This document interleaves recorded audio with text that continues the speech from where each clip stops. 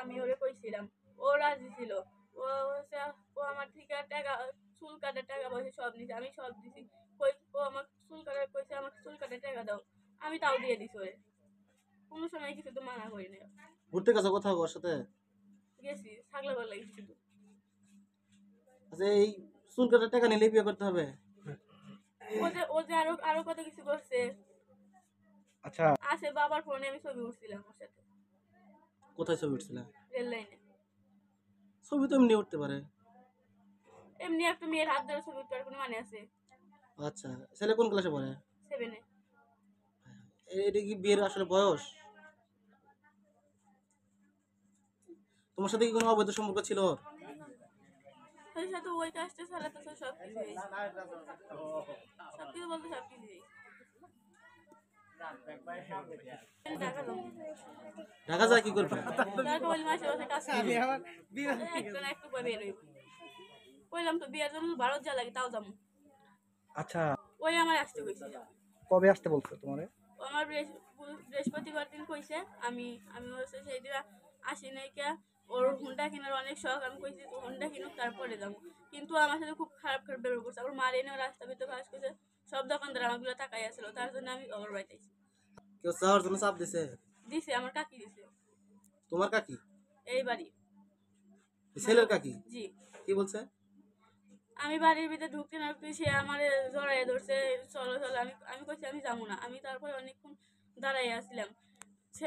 ছেলের মা কিছু করে নাই, কিন্তু কাকি খুব জোর করে নিয়েছে। রাস্তার ভিতরে সব পোলা পানি, এখানে যারা যারা আছে সবাই জিজ্ঞাসা করে।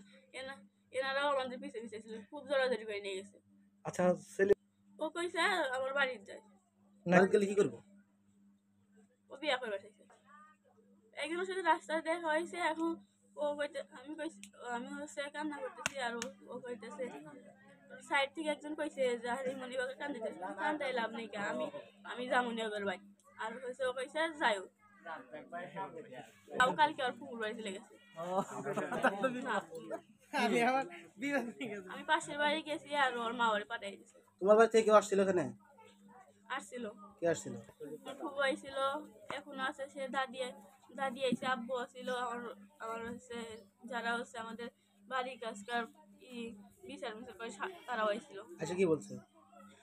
তারা হচ্ছে 80,000 টাকা দিবার চায়। কি 80,000 টাকা কিসের জন্য? আমার 80,000 টাকা দেবো কইতেছে। 80,000 টাকা দেওয়ার পরে যেন ইমোর সাথে আমি কোনো সম্পর্ক না রাখি। কে বলছে এই কথা? সবাই বলছে, সব মাতব্বররাই কইতেছে যে ওর বাড়ি থেকেও রাজি যে হচ্ছে ওরা কইতেছে 80,000 টাকা দেবো, তুমি চলে যাও। তুই একজন মতবারের নাম জানো? না, না, যারা তারা ওই জায়গায় তাদের দেখে বোঝা গেল। আমাকে দেখে কি মনে হয় আমি মতবারি করি? তোমার গ্রামের তো নাকি? জি। তাহলে আচ্ছা, তাহলে একজনের নাম জানি, আনিসা। কি? আনিসার কইতে মজনু। মজনু? মজনু বাবার নাম কি? আমি নাম, তার বাপের নাম জানি না। মুরব্বী নাকি?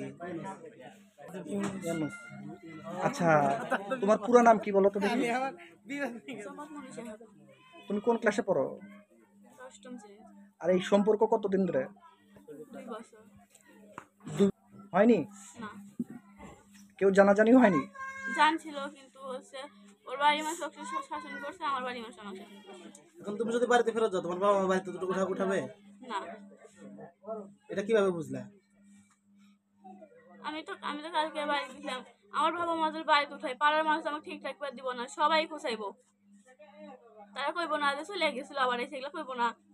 আজকে কখন আসছো? আজকে আমি সকালে আইছি, কয়টার দিকে? সকাল 7-8টার সময়। আলাদা করছে এখন পর্যন্ত? না। ছেলের নাম কি? ইমন। পুরো নাম বলো তো? মোহাম্মদ চালাই। কয় ভাই বোন? আমি একাই।